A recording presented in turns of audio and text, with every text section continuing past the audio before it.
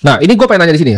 Trading edge lu sendiri ya dalam melakukan transaksi di pasar. Lu itu lebih menggunakan jurus apa? Apakah analisa teknikal? Apakah on-chain? Apakah lu lebih suka pakai macroeconomic factor? Lu prediksi interest rate? Apa sih strategi utama lu? Ya, itu apa? Jadi, saya selalu melihat... Jawaban gue udah tahu sih, coba gue nanya doang sih. Gak ada strategi yang paling baik sebenarnya. Yang lu pakai, gue gak nanya paling baik. Yang lu pakai? Itu adalah kombinasi dari semua, tapi saya selalu heavy on technical. Ya. Jadi, 50% di technical. Lu kayak MMA tapi basel boxing gitu kan? Ya, technical itu 50%. Kenapa waktu itu ya banyak yang bilang ya dengan semua yang kita prediksi ya. Dari Bitcoin dikonsolidasi, Ethereum di bottom. Bitcoin 88.000. Ya, kemudian Solana semuanya. It was all technical sebenarnya. Ya. Karena gini, technical itu kan melihat secara telanjang psikologis manusia. Sama seperti misalkan kita lagi ngomong ya, kemudian lu lagi marah nih bro, saya kelihatan dari matanya atau berbohong itu kelihatan. Itu pun di chart kelihatan. Apakah pembeli udah mulai ragu? Apakah pembeli serakah? Apakah penjual yang ganti mau berbalik arah? Itu semua kelihatan. It's all based on price action dengan candle-candle yang tergambar di situ. Jadi kenapa saya bisa melihat? Ya saya juga nggak ngeklaim yang paling jago. Banyak beruntungnya juga.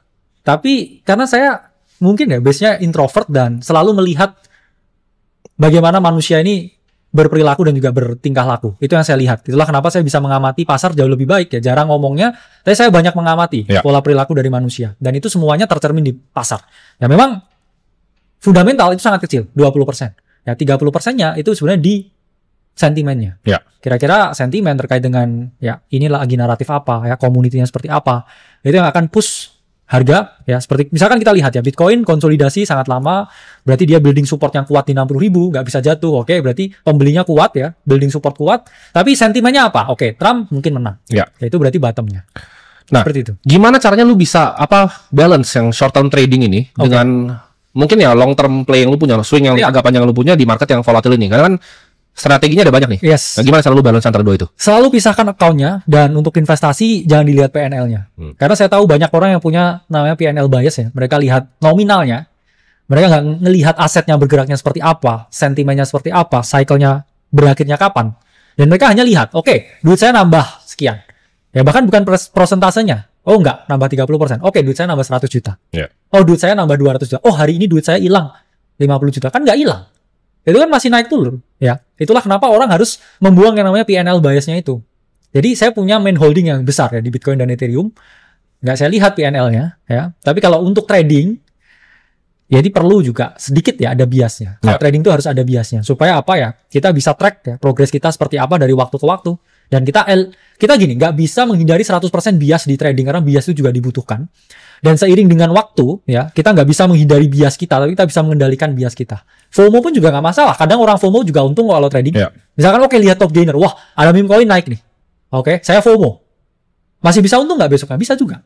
Tapi tergantung ya kapan kita mau eksekusi dan kita mau keluar dari perdagangan. Nah gimana tapi cara lu bilang cara eksekusi dan keluar dari perdagangan? Gimana cara lu manajemen resikonya sendiri nih dalam proses trading lu pribadi ya? Gimana caranya? Kalau pribadi, saya tuh selalu atur ya resikonya itu dengan persentase yang tetap tapi compounding meningkat sesuai dengan modal yang saya miliki. Misalkan, kalau uang saya awalnya $10.000, ya maksimal dengan RPT-nya ya 10%. Nanti akun saya misalkan grow, ya ini contoh demonstrasi. Akun saya grow jadi 20.000. 10%-nya dari 20.000 itu enggak 1.000 lagi, tapi 2.000. Naik lagi, naik kelas lagi. Terus akunnya jadi 40.000. 10%-nya dari situ, itu udah enggak 2.000 lagi, tapi 4.000 lagi. Dan seterusnya. Itulah mengapa untuk scaling up trading di awal itu mudah. Tapi seiring dengan gedenya akun yang kita miliki, kita akan terkendala dengan pilihan, terkendala dengan likuiditas, terkendala dengan eksekusi, terkendala dengan ya bias mentality yang kita miliki. Akunnya tambah gede, manusiawi, tambah pede, atau juga ada orang yang gini. Malah kalau akunnya tambah gede, takut hilang. Mereka lebih defensif lagi. Wah, oke, akun saya udah gede. Maintain aja dulu. Jangan didobel-dobelin lagi.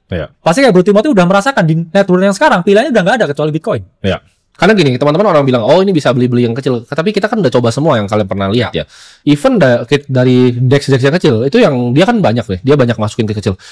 Cuma itu 10.000 aja itu udah makan semuanya. Itu udah rusak ya. Jadi udah berapa persen dari supply-nya? Iya, kayak mungkin beberapa kali contoh ya. Waktu gue iseng-iseng juga kayak misalnya yang tepunya bro kita bercanda-bercanda di sini. Itu kalau kalian lihat ada wick bawah itu punya gue itu. Gue yang rusakin itu harganya. Ya terus akhirnya saya jualnya lebih bawah jadi. Akhirnya lebih bawah.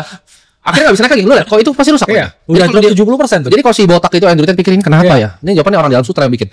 Tapi maksudnya kayak gitu tuh nggak apa ya? Itu buat kita it's just for fun. Ya, it's just for fun. Nggak bisa real money. Iya. Jujur. Kita mau make real money ya harus yang besar gitu. Harus pair-pair yang besar. Nggak bisa pair-pair yang kecil karena there's no liquidity untuk size seperti kita. Liquidity-nya hampir nggak ada gitu bisa bilang. Nah, di sini ya. Tapi kita ngomongin selain Bitcoin dan juga ETH, bro. Ya. Apa kira-kira altcoin yang lu lihat bisa menjadi pemenang di tahun 2025 ini? Sui kita call udah lama. Ya, gue juga ada video loh. Ya, Aptos call kita call juga lama. ETH kita call bottom ya. So 2000 ya ETH ya. Udah double dari consolidation zone-nya. Ya fokus on the winner, oke. Tapi kalau saya disuruh, ya balik lagi jangan main todong-todongan ya. Iya. Tapi kalau naratif yang menurut saya paling gede itu sebenarnya AI, bro. AI di kripto. Iya. AI di kripto itu tetesannya nggak segede AI di Web2, iya, di capital market. Yang mana harusnya ya, secara gini, data 2023 Q1 itu AI, 2024 Q1 itu juga AI. Ada pattern. Setiap Q1 itu AI yang run up. Berarti emerging trend yang lu lihat AI nih sekarang nih. AI sekarang memang ini masih sangat meme coin. Utility coin belum kelihatan. Mungkin baru minggu ini udah mulai ada switching ya. Depin udah mulai gerak. Tapi AI ini juga bridging yang sangat oke ya antara dunia Web2 dan juga dunia Web3.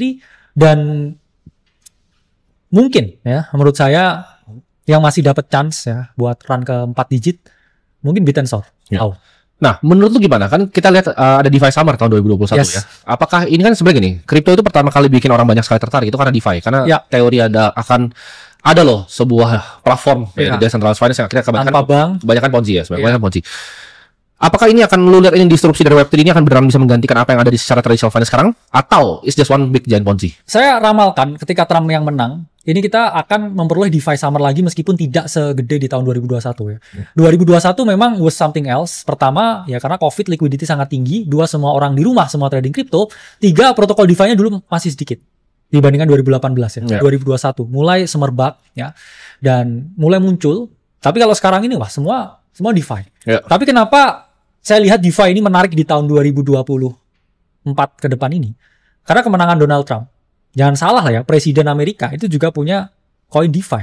Ya World Liberty Financial, meskipun hanya 10% lakunya dari cap yang dia disediakan. Tapi itu saya nggak lihat Trump pengen cari duit dari situ. Tapi Trump ini pengen ngunci tangannya dia ke kripto. Ini loh, saya punya project kripto, saya nggak akan lari dari ini semua. Gue punya skin in the game lah. Gitu. Iya, karena nama keluarga saya itu di sini. Ya bahkan 2 anaknya yang ngerjain itu. Kalau ini sampai flop projectnya dan ini DeFi, ya mukanya mau ditaruh di mana? Jadi Trump pun juga rilis ya NFT itu juga nggak pernah turun dari floor price-nya. Jadi Trump bullish on crypto itu menurut saya pribadi bukan hanya omon-omon ya, bukan hanya cuma omong kosong. Ya. Nah, gua kan tahu bahwa di market ini banyak sekali yang sangat emosional ketika marketnya volatil kan. Gimana caranya lu sebagai seorang trader itu punya kedewasaan emosional, bro? Karena ini kan lebih penting sebenarnya dibanding skill. Ya. Skill itu bisa dipelajari, tapi kedewasaan emosional yang kayak, oh gue beli terus gue rugi, gue langsung pengen nyalain orang lain. Itu gimana cara lu punya kedewasaan emosional di sana? Pertama dari uangnya dulu harusnya diseleksi ya. Saya memulai itu ya. Saya uangnya siap hilang, meskipun juga bukan uang saya, tapi ya uang yang saya siap hilang. Tapi yang lebih penting, kita harus memahami bahwa market itu 100% tanggung jawab kita. Mentor bisa salah, analis terbaik di dunia bisa salah, market pun bisa salah kadang. Ya. Tapi kalau kita membatasi ya kemungkinan salah tersebut dengan ya merasa kayak 100% ini tanggung jawab kita. Karena begini ya, orang-orang yang pemula atau yang FOMO, ini kalau mereka menang cuan dari analisa orang lain, mereka kan merasa mereka ini jenius. Dan kalau mereka rugi, mereka akan menyalahkan orang yang membuat analisa. Oke, saya dari awal di sini itu nggak pernah percaya sama analisanya orang. Ya, kenapa? Karena opini yang paling matters itu opini saya sendiri. Jadi kalau saya disalahin, ya misalnya lu salah ini, nggak saya dengerin. Ya karena trader itu bisa salah, bisa benar. Dan bukan masalah itu sih, memang itu profesinya kan, salah dan benar. Kan yang kita mainkan adalah probabilitas. Ya, selama ketika saya salah, saya bisa salahnya nggak kebanyakan. Ya. Kalau saya menang semuanya kan lebih gampang. Bener. Karena itu kan, makanya kalau yang gua sering bahas sama lu kan, kalau trader-trader yang jago sekali yang di Jane Street atau misalnya kita lihat kayak di Susquehanna, SIG, itu mereka bahkan latihannya bro, itu bukan trading loh. Di kantornya itu dilatihnya main poker. Untuk tahu gitu, kapan sih lu masuknya, kapan lu keluar, berapa sih sizing bet-nya. Karena kita harus belajar gimana caranya melihat probabilitas di tempat yang tidak ada kepastian kan. Kalau menang harus menang banyak, kalau kalah jangan kalah kebanyakan. Dan gini ya, di market itu teorinya itu jauh lebih sulit dikompos daripada kita main di permainan tertentu kayak poker. Teorinya itu lebih sulit di sini. Lebih sulit. Apalagi di kripto ya, 24 jam 365 setiap hari koinnya nambah, setiap hari narasinya berubah. Dan kamu berharap dari itu semua kamu selalu benar. Setuju. Itu bukan tempatmu di sini. Ya, bahkan kalau kita lihat ya aset-aset yang non risiko di sini pun juga rugi bro. Apa sih yang nggak rugi? Karena marketnya menurut gue jauh lebih efisien karena bukan jauh lebih sulit sekarang. Ya, dan ya gue bilang tadi kayak misalnya lu trading di sini lawan lu siapa yang Contingency Street kan lawan. Iya. Sekarang gini, kalau lu main saham di sini, ya lawannya lokal aset manajemen. Yes. Which is banyak kan ya orang Indo juga di sana. Iya. Lu di sana lu lawan orang yang udah sipit yang kayak apa? yang hitung lu. Ya, jangan salah ya, paradox of choices. Iya, benar. Jumlah aset kripto yang ada tuh sekarang tuh berapa ratus ribu dibandingkan dengan 2018 Jauh lebih sulit, bro. Tutup mata ya, yang di listing di CEX itu di bawah 20. Ya. 2021 masih oke, ya meme coin masih itu aja ya. Ape apapun waktu itu untung. Ya sekarang setiap detik di pump fund keluar tiba-tiba jadi yang ada yang billions dollars market cap. Ya. Jadi kamu harus membatasi ekspektasimu ya untuk para pemula. Karena gini, marketnya tambah sulit, retailnya tambah banyak. Dan itu yang terjadi sekarang. Ya. Kalau dulu memang ya marketnya nggak sesulit itu, retailnya sedikit. Itulah kenapa 2018 ke bawah atau 2018 ke atas, mereka made life changing wealth di sini. Begitu sekarang sulit, kenapa? Karena institusi lawannya. Lawannya institusi. Ya. Kalau enggak, PVP global lawannya. Ya, PVP dengan global. Unlimited ticker. Ya, dan kita melihat ada semacam pelarian yang luar biasa bro dari options market di US saham ke kripto. Yang gue bilang tadi, mereka udah bikin divisi-divisinya. Orang kan pada kira misalnya jam trading itu asli dari kripto, bukan, mereka bukan dari kripto. Mereka lari ke sini buat bantai kalian semua. Iya. Dan ini besar-besaran bro. SIG juga tahun lalu tuh belum ke kripto. Iya. Mereka mulai market making di sini. Ya, kalau di Asia, ya mungkin sektor market yang lain ke sini. Betul. Yang di Hong Kong juga kita lihat. Benar. Dari Hong Kong, dari Taiwan sendiri bro, wah mereka berbondong-bondong bro mau bantai-bantai orang di sini. Jadi kalau lu pikirin dalam market yang gampang, lu cepet cari duit baru bisa kaya, lu mending pulang aja gitu. Iya benar. Lu tambah sulit, probabilitas sederhana aja kalau gua tanya ada 3 ada 2 lempar lu nggak bisa jawab begitu-begitu, lu nggak usah main di sini gitu. Ya. Mungkin lu nggak sepintar itu memang. Ya. Dan nggak ada salahnya bro, gitu. Kita nggak pernah nyuruh orang lu jadi trader kripto, nggak usah gitu. Iya. Bahkan yang kita silakan aja lakuin apa yang lu suka gitu. Kita kasih ya edukasi dan informasi yang A sampai Z aja juga belum tentu juga.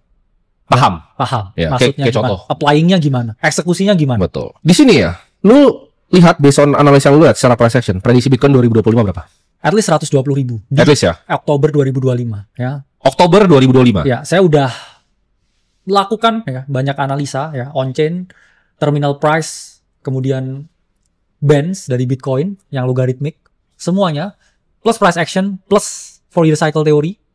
Karena top itu kan sekitar 520 hari sekian setelah halving. Ya. Jatuhnya di Oktober 2025. Kalau masih apply, apakah ketika 120.000 koreksinya dalam? Belum tentu juga. Ya. Market maturing, oke. Dan makin lama mungkin Fourier cycle teorinya gak tahu saya bisa fade atau enggak. Itu saya nggak bisa jawab sekarang.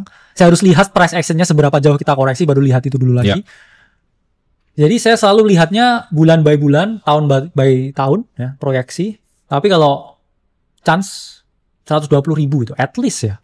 Karena memang kalau kita hitung semua on-chain ini 90.000 sampai 200.000. Tapi di nilai tengahnya yang masuk akal ya dengan price action sekarang, dengan intersection yang ada, ya at least 120.000 di Oktober 2025. Nah, lu punya saran apa nggak bro ke teman-teman di sini yang baru mau mulai perjalanan mereka dalam trading? Mereka baru mau mulai nih perjalanannya. Saran lu apa? Ya satu, nggak segampang yang kalian pikir. Ya, jadi ketika kita di awal udah tahu bahwa ini game yang sulit, oke? Kita akan meningkatkan kompetensi yang kita miliki. Kompetensi bukan hanya ya terkait dengan skill yang kita miliki, tapi juga ketahanan emosi yang kita miliki. Percuma ya skillnya oke, nggak punya mental resilience buat di market ini, kalian nggak akan lama di sini ya. Dan mental resilience itu dibangun dengan banyak hal, pengalaman, oke? Kemudian mendengarkan saran orang lain, ya, dan mungkin ya dari kalian menganalisa sendiri, lama-lama mentalnya juga udah kebentuk sendiri, dan in the short run, net worth kalian itu akan fluktuatif. Tapi pastikan in the long run, net worth kamu itu akan selalu meningkat. Jadi jangan takut ya dengan drawdown dalam jangka waktu yang pendek. Kalau kamu tahu ujungnya ya, kamu akan berhasil di sini. Karena ini, balik lagi keyakinan. Ketika pertama kali saya masuk ke market ini, saya udah tahu 100% saya akan sukses di sini. 100%. Ya. Jadi, itu yang melatar belakangi kenapa saya bertahan ya dari tahun ke tahun. Dengan apapun yang saya jalani. Bisnis apapun, pekerjaan apapun. Karena 100% udah di sini dari awal. Dan saya yakin saya akan berhasil. Itu yang sebagian orang nggak miliki. Keyakinannya nggak ada. Ya, kekuatan mentalnya nggak ada. Ketahanan untuk belajar setiap hari juga nggak ada. Ya jangan harap ya semudah itu. Nah, legacy lu bro. Lu kan seorang trader kripto nih. Lu mau dikenal sebagai apa sih nanti? Apa legacy yang lu mau? Kayak misalnya suatu saat gitu, anak lu mau lihat lu tuh, apa yang lu mau dilihat gitu sama orang di dunia ini? Ya menarik ya. Karena gini. Ini pertanyaan menarik. Mungkin orang itu kalau ditanya ya, Misalkan dia punya profesi tertentu. Saya petinju gitu. Saya pengen dikenal sebagai petinju terbaik. Ya. Terus orang juga paling berpikir, ya, ini orang trader, pasti dia juga ingin dianggap jadi trader yang terbaik. Saya nggak peduli dengan itu semua. Saya ingin dikenal orang sebagai seorang suami yang baik, seorang ayah yang baik, dan seorang anak yang baik. Cuman itu aja. Cuman itu aja. Oke, sampai jumpa di episode selanjutnya kalau ada ya.